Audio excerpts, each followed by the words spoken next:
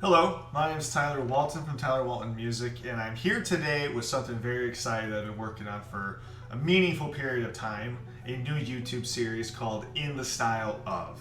And what this series is going to do is I'm going to take influence from my favorite video games, movies, composers, your favorites, and then I'm going to listen to all their work, study the movies, study the games, and then I'm going to write a cue in the style of, and then I'm going to break it down for you on YouTube. Very excited about this. The first one today is extremely exciting. It's something that I've been drooling over for, since it came out, and even long before it came out. And today we're going to talk about the music to The Last of Us Part 2. Specifically, the very dark, very heavy, synth-driven, ambient, atmospheric type music that Matt Quayle produced for the soundtrack itself. Very excited to show you this. I've been saying that a lot. I'm super excited. I can't wait to get into it. Without further ado, I'm not going to drag this out any longer. Let's get into the very first episode of In the Style Of.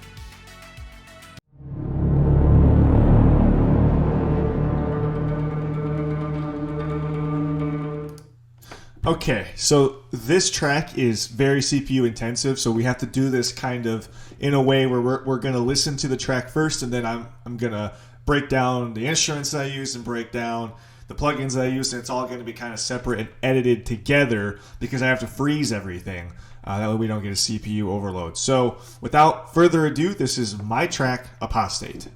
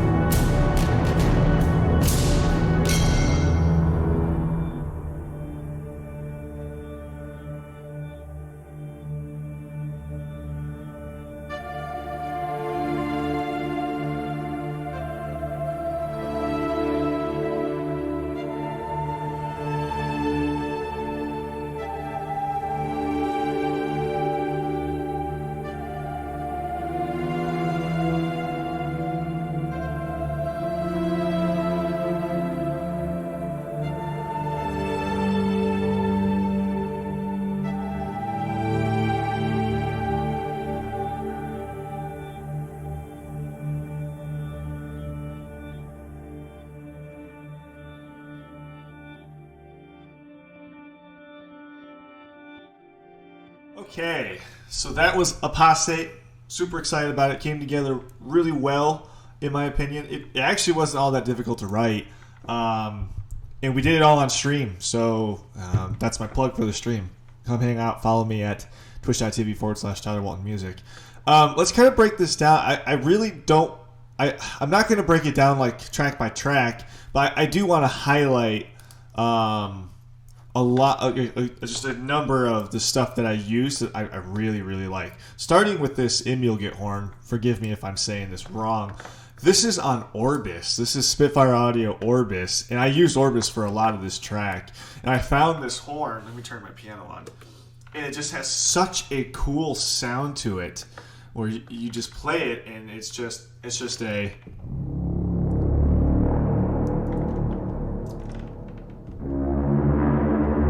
And it just has such a really cool sound to it. Admittedly, I found out about this sound through Oliver's like how to write, like his analysis of the Last of Us style music on the Spitfire Audio channel, and that's what inspired me to do a full series on this kind of thing.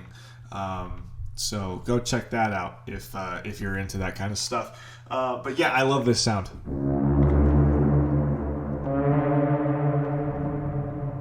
It just has a really cool kind of horror style vibe to it, kind of like War of the Worlds in my mind. So I use this as kind of like the one to bring it in. Like I feel like this is like one of the big staple instruments. So there's that. The next thing that I really want to show you is Shepherd's Ghost. Now a lot of this stuff here, I'm doing some panning, and I'm going to go into that here in a little bit. Another one that I really like is the Shepherd's Ghost, also in Orbis. Check this out.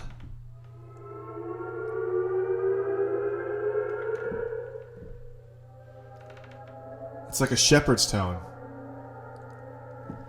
Very cool. And I use this in tandem with the Labs mandolin trims. This is from the Spitfire Audio's free Labs program, their mandolin.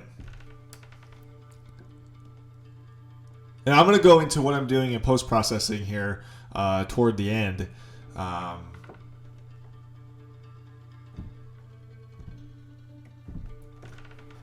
And I stack this with a duplicate track of the same thing up an octave.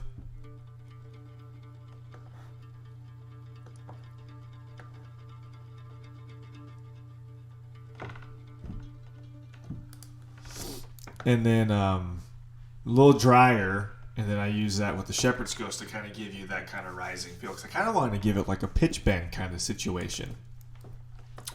I'm using a lot of Spitfire Audio's Fragile Strings Evolutions here. Really like these sounds.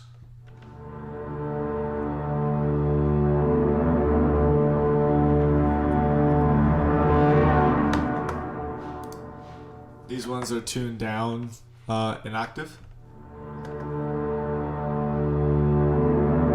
That's a preset called Tone Flickers. This is also a preset called Ricochet Flickers, and I believe this is also tuned down an octave. Yes, it is.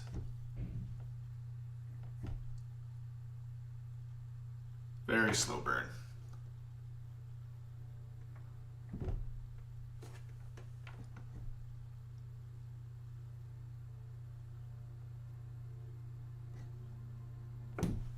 We'll get into that. I'll actually move it toward the middle here so you guys can actually hear it, because I have some automation in there. That's why I can't hear it. So like,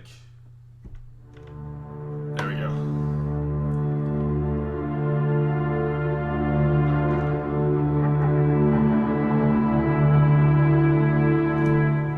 Really, really, really cool. What else? This is a bounce. So unfortunately, I basically used some bent strings from the Fragile Strings Orchestra. I'll solo this. And then I tape saturated them to high hell and basically wanted to create like this really jarring sound that pulses in and out as we're going toward the next horn. So this is what this sounds like.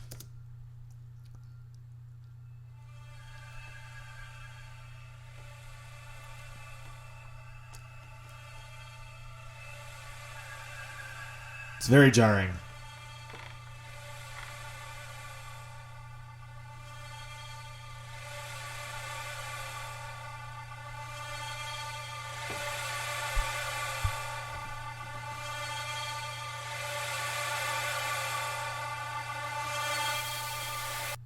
Just like that. Very cool, very cool. We got a sub kick in here. This is just a sampler on the EXS sampler, or the new sampler, just a sub bass, a sine wave playing as a sub kick. Literally just doing.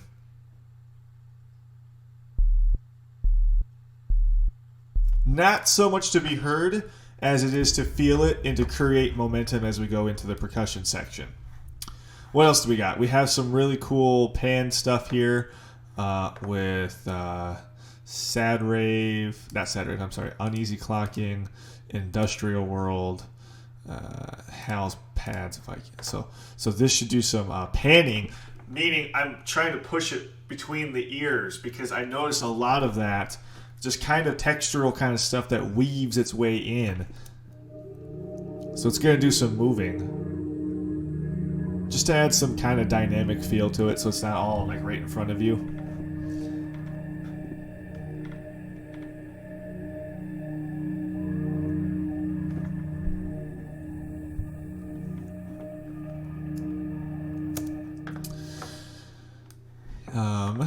Let's go up here. Before we go to the percussion, let's unsolo these. We have Sad Rave, which is a kind of a grittier sounding Orbis patch.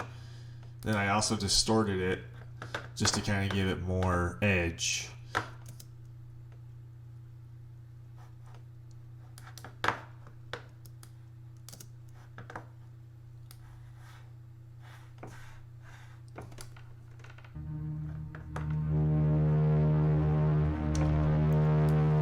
We're kind of intentionally overloading this one.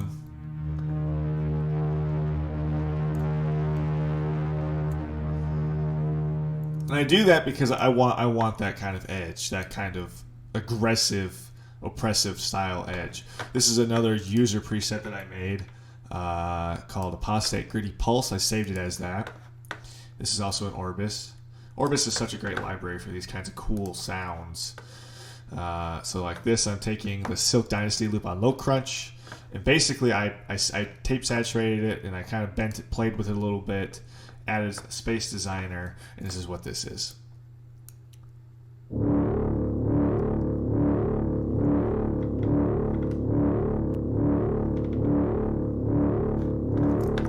And then up here, we're going to play the octave.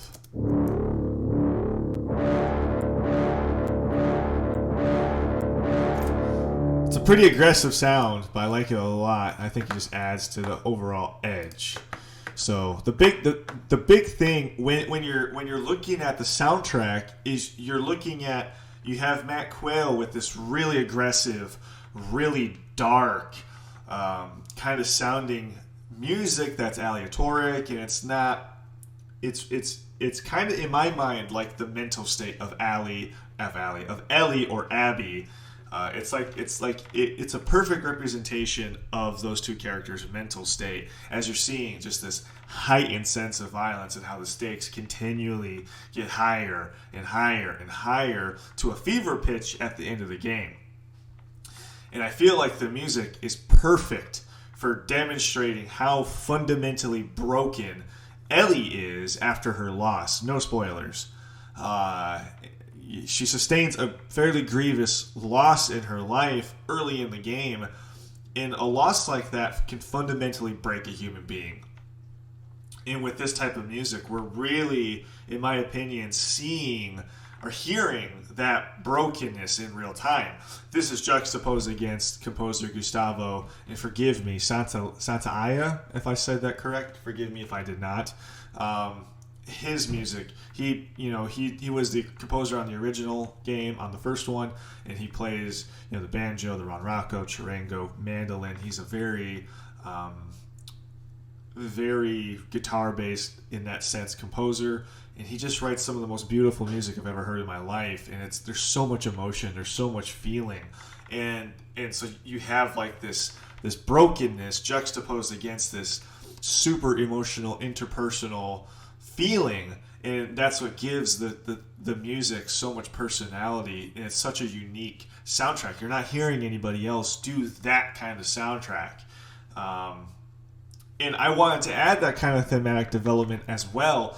But I didn't want to do the Gustavo route in the sense of doing a charango or a banjo or a mandolin, because I have guitars. I'm a guitarist. I could have done this. However, I wanted to put my own kind of fingerprint in the sense of thematic development. So let's go ahead and this is my favorite part of the entire cue, besides this horn up here. And this is the thematic development end. So in my mind, we have all of this violence, right? So we have, maybe you're in a combat area, but you haven't been found yet, whether it's by the WLF or the Seraphites. And then throughout this entire section, you go from being hunted to being found. Now you're in a combat section. There's extreme violence on screen. And then after the violence subsides, you have this brief moment of thematic development and levity. And that is what gives this soundtrack so much feeling, in my opinion. So let's listen to this really fast, and I'll show you what we're doing down here.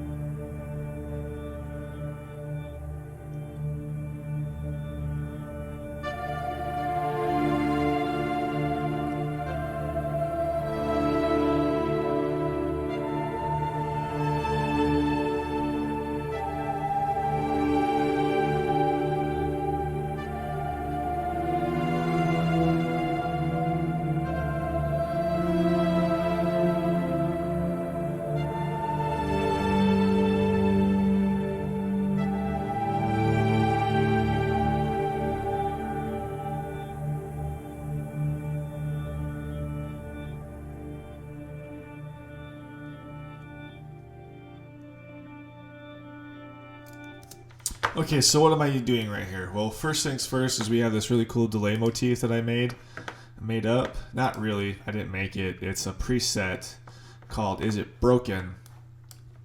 And then I threw some delay on there and some reverb and everything. And basically this is just kind of like a simple...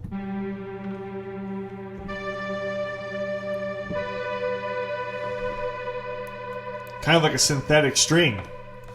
And I really love the searing kind of quality to it. You can really go wild with it. Down here we have a really, really cool two-patch track that I put together using Albion Neo in their Segla textures. This is a big one. So I'm taking two Segla textures. Basically, one is called Silent Hill. And for obvious reason, this is so Akira Yamaoka, it's not even funny.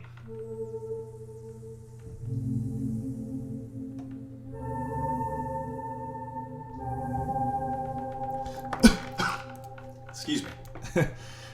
It choked me up. So we got that. So we have this, and then I'm juxtaposing this against this thing called Distant Rails. And what is Distant Rails? Well, this is kind of like it kind of adds like this really cool stereo AM radio kind of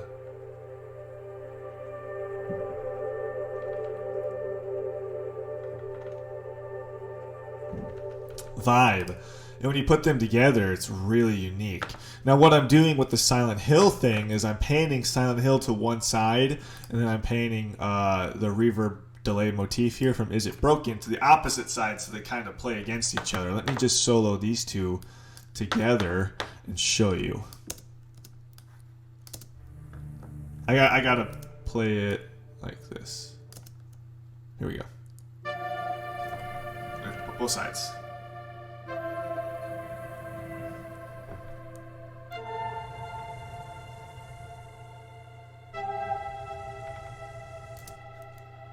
Just like that. Very cool, very cool. Now down here, a pretty standard Oliver Arnold's Chamber Waves patch.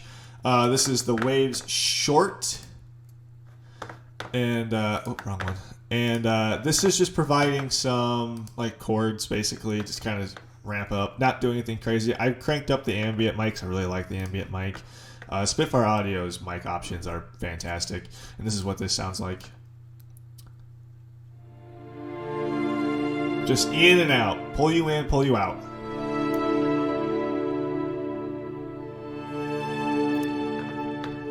And then down here is another Albion Neo Brunel wave kind of thing where it's a guitar being tempo synced in key to what's being played, but then I bounced it to audio and then I reversed it. This is what this sounds like. Just to kind of add some texture.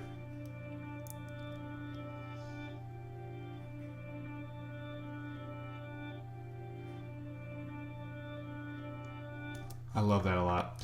And it just kind of, in my opinion, kind of just provides a good, like, shimmery kind of quality to this thematic development section.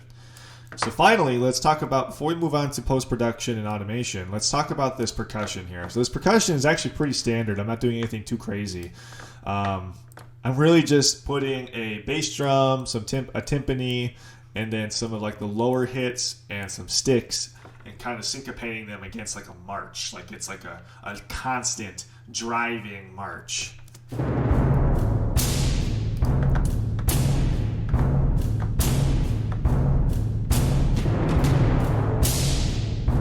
So the bass drum is from BBC Symphony Orchestra Discover Edition. Now I have Core, I don't have the Pro. This is the free version. So if you really like this bass drum, you can take a listen to this bass drum. This is free. It's $49 or free if you fill out a questionnaire on the website. Very cool.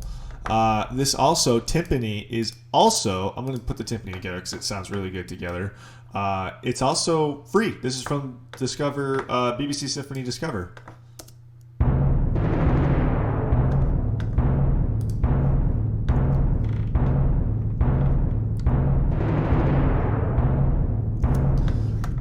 And then down here, the last two things we have Darwin, the Darwin Ensemble from Albion 1. This is what this is doing.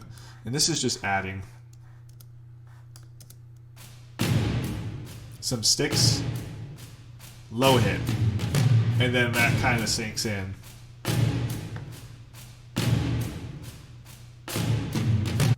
I don't want to go too far because there's a point coming up right around here that I want to highlight. And then finally we got XL6, which are just, again, more of the same, just some more hits.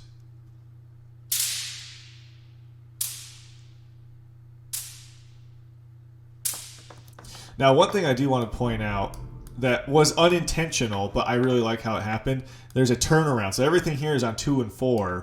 And then up here, there's a turnaround where it switches to 1 and 3.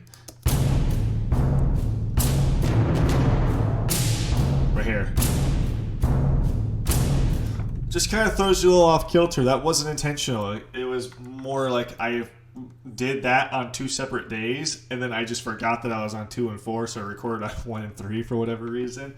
And then I was like, oh, I kind of like that turnaround there. That's kind of neat. It kind of throws you off a little bit. It makes you like, okay, all right, I gotta reacclimate myself and kind of get my footing again, which adds to the overall jarring nature of this piece. So next, let's talk about the automation and then post-production.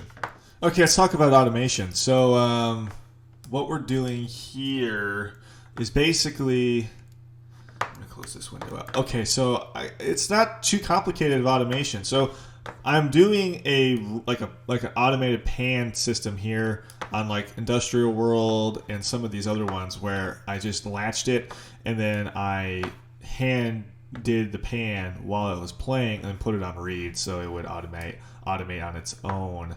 I'm doing that on several of them, especially up here. So, yeah, pretty cool stuff there. Let me go ahead and zoom this in.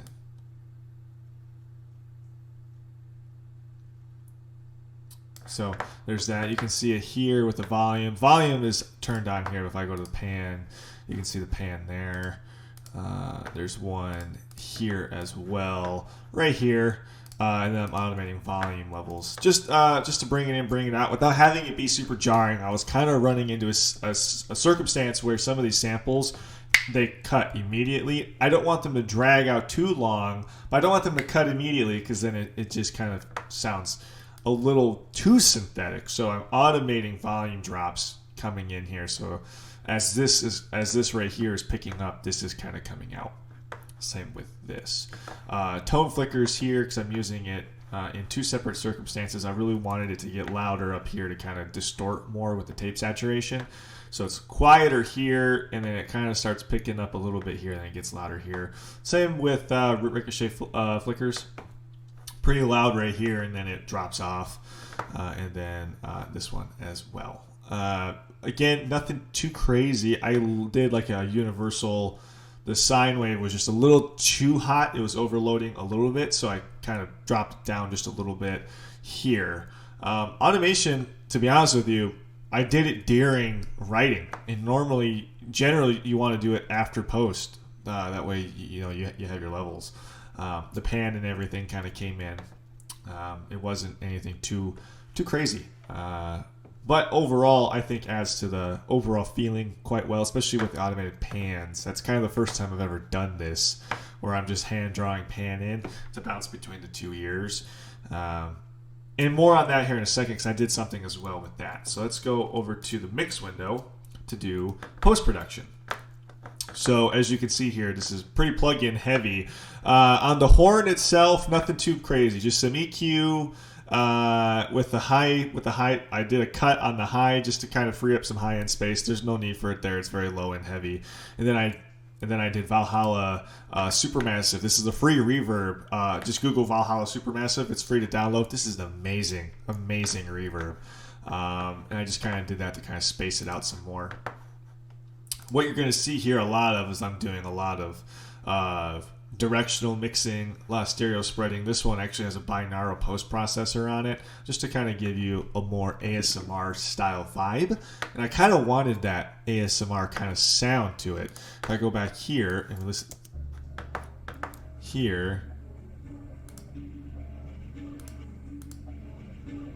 kind of softens it a little bit. I really like that a lot. Same with this one, directional mix. Just trying to create space. I didn't want this to be all in front of you. I wanted this to be all around you in almost a 180 degree manner. I want it to be from here to here, but not like right up on your ears either. And for that, I used a lot of stereo spreading, like on these trems, on these mandolin trems. I did a lot of stereo spreading on this.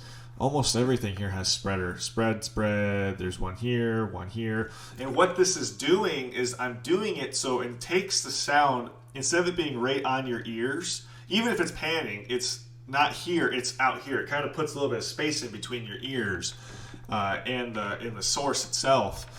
And I really like the kind of spread out, and it exists around you. It's not immediately in between your ears in your head. It's out here and moving in around your head, not between your ears, in between, like inside your head, if that makes sense. That's kind of how I rationalize it. I also did an exciter on the mandolin, both mandolins, just because I wanted to kind of artificially overload it and kind of give it that kind of like that really close edge of breakup. This isn't a very loud sample, so I didn't want to bump the volume and just make it obnoxious. So I artificially overloaded it with an exciter. This is just a stock plugin. Everything that you're hearing here is all stock with the exception of one thing, and I'm gonna or two things. The Valhalla reverb, which is free. The only paid plugin that I used is Ozonate, and I'll get to that in a second. So all this you can find in Logic. If you have Logic, you have access to all of this, all these plugins, with the exception of Valhalla. Again, just Google it. It's free to download. It's an amazing reverb. The other reverb that I used Space Designer. Like I used Space Designer on Shepherd's Ghost. I really like this Space Designer a lot. And then I used Chromaverb on where's Chromaverb? Like on the Albi and Neo type stuff. So, and then here's Chromaverb. And a lot of this stuff I'm just using presets. I'm not really going in and hand tweaking everything. I'm just kind of taking presets and then tweaking presets tiny bit. I don't do a whole lot of messing around with my own type of sounds. in these plugins because the presets are fantastic. I'll take the preset, I'll get the feel for it, and then I'll tweak from the preset. That's kind of what I like to do. Like I'm using a wah here on this HAL sound. Let me go ahead and solo this. Bring this up over here. This is also going to pan around. So I'm using a wah, and I'm using a rotary cabinet.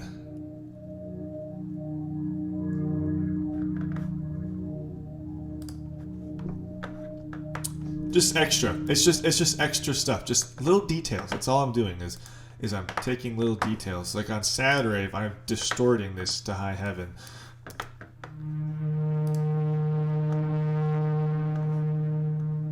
Here, yeah, I bumped this I brought it back because it was really hot, so I brought it back minus 21, but I bumped the drive up 15 decibels. What else is really neat?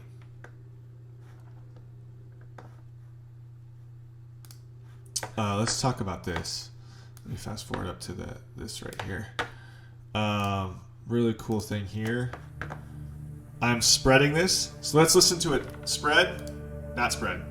It's subtle, but it goes from out here to here. So it's right here. Now it's out here. It's subtle. It's not very distinguishable. I'm using a space designer on this also. Preset upper echelons. I kind of bumped the wet a little hotter.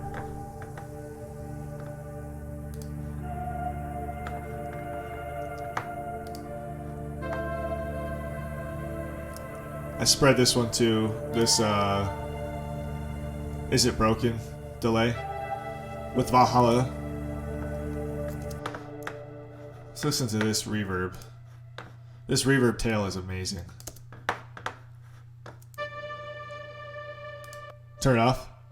A little bit of reverb from the instrument itself with the delay. And now when I cut the reverb on, it sounds like this. That tail is just unbelievable. This is free. You can download it right now. I'll link it in the bio below, or in the description below. In fact, I'm gonna link everything that I used. I'm gonna link all the instruments that I used, the Valhalla Supermassive. Everything else is on Logic, so you don't have to get it. And then I'll link Ozonate, which I'll get to that in a second. Yeah, so there's that. EQ wise, I was kind of doing. I was just trying to make space. I wasn't really trying to go too crazy with it. So like, all of my EQs are essentially me just making carves to free up space for other objects. Like this horn, there's no sense for it there to be all this high end, so I cut the high end out to make up some space. This Industrial World is a fairly quiet one, so I did a little carve here, and then I bumped it a little under about 5.5 dB, just to kind of get a little more gain. This one I raised up. This Sad Rave, excuse me, that's rude of me. Sad Rave, I did some pretty substantial carves here just to free up some space. I started with the high and the low because it kind of exists in the middle, but then I found out I really like the sound you get when you just plummet this range right here, this 482 hertz range. Again, carves. This is house pads. This is a boost. What else? More carves. This is actually, I preset this one. I wanted this to be dark, really dark sounding. This one's all over the place. Oh, this is the Megaphone. That's right. So the Shepherd's Ghost. I really like the Megaphone sound this thing has. It's just all over the place. A couple carves, some boosts. Really neat preset. Really nothing too out of the box. I'm for the most part making subtle carves, subtle boosts, a couple of exceptions here and there to just make space, because there's a lot going on, and before the EQ came in, it was just a jumbled mess. So trying to find room for like that horn, which is so overbearing compared to all the other low end instruments, that horn was just dominating stuff. So let's start making carves. Let's start kind of spacing things out. That way everything kind of sits in the mix by itself. This was a very subtractive kind of EQ, all in all for me. But it wasn't too difficult, so overall pretty happy with it. The other thing that I did on the percussion is I compressed the shit out of everything. Kick drum, and then I did this preset called Platinum Orchestra. It just kind of tightens things up. Nothing too crazy. I think the real secret weapon that I used for this would be the stereo spreader. I really like how it spread everything out and made everything kind of have more space. On my master bus, nothing crazy. Ozone 8, which is kind of like a master EQ, adaptive limiter, just to kind of keep my levels from going overboard and keep it kind of right in the minus, inside -3. And then the spreader on the overall mix. Ozone 8 is, I didn't go too crazy with it actually. I used Master Assistant on this one. I used the Master Assistant just to kind of keep the levels good and even. Ozone 8 is an expensive plugin. I'll link it. Like I said, I'll link it. But I love Ozone 8. It is so flexible. You can do so much with it. And the Master Assistant makes it so easy that if you don't know what you're doing on the mastering side of the house, this will kind of do it for you and kind of put you in the ballpark of where you want to go. Normally I'll go through and master everything, but for this one, with the intent of making this video, I was like, let me use the Master Assistant and let me just check it out. And really, all you do, you click it, it's gonna work for you. I don't want to ruin this master, so I'm gonna cancel. But you click the button, it's gonna run through it. You hit accept, and then it's pretty much done. So yeah, and there's that. I mean, this is the post-production. Nothing too crazy, a couple of automated pans, a couple of automated volumes, buttload of plugins, subtractive EQ, easy stuff, easy stuff. Yeah, so this is Apostate. I'm super happy with this project. So yeah, tons of fun. Okay, so that's Apostate. This is my take at The Last of Us Part 2.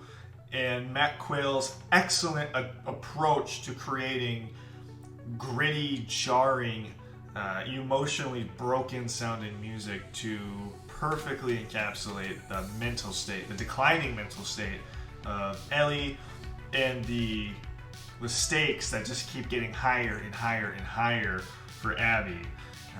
It was a ton of fun. I did it all on stream, twitch.tv/Tyler Walton Music. Where I want to go with this, because this is going to be a series, and I don't know how frequent it'll be. I guess it depends on what you want to see. So where I want to go with this is I want you to tell me, what do you want to see? What are your favorite movies? What are your favorite video games? Who's your favorite composer?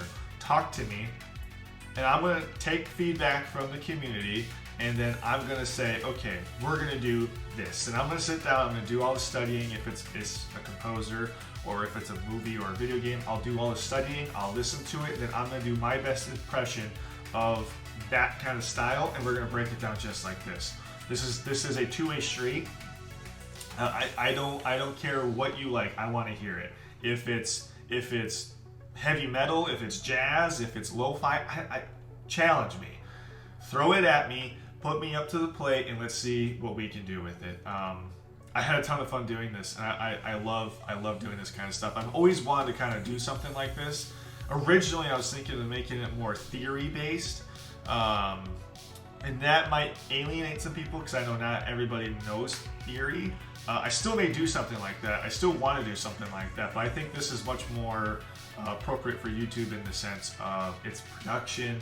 A lot more people are into production. It's a very popular video game right now, and the soundtrack is absolutely amazing. Like I said, I'm going to link everything that I used in the description below.